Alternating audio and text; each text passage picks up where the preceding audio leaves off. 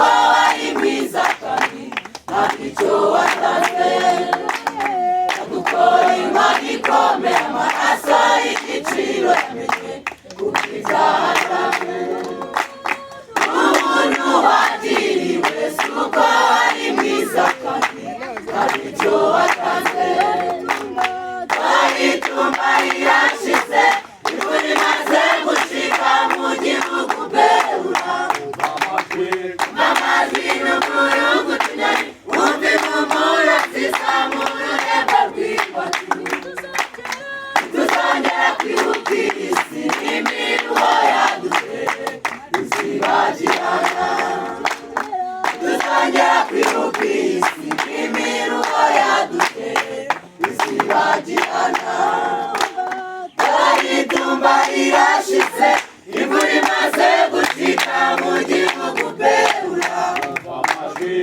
amajwi n'umurugu tunyoni wumva impumuro nziza mu rurembo rw'iwacu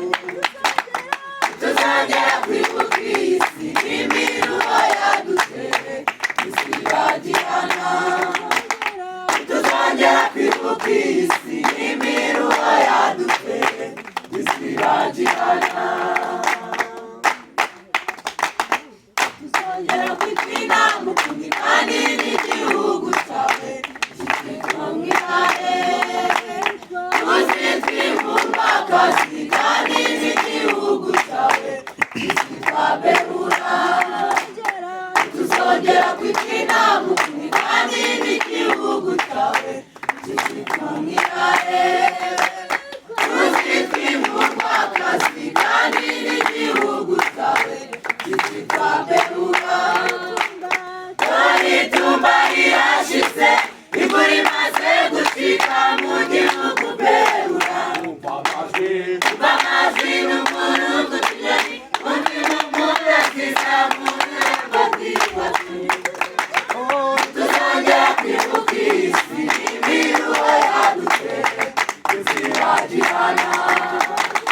tuzongera kwibuka isi n'imiruho yaduteye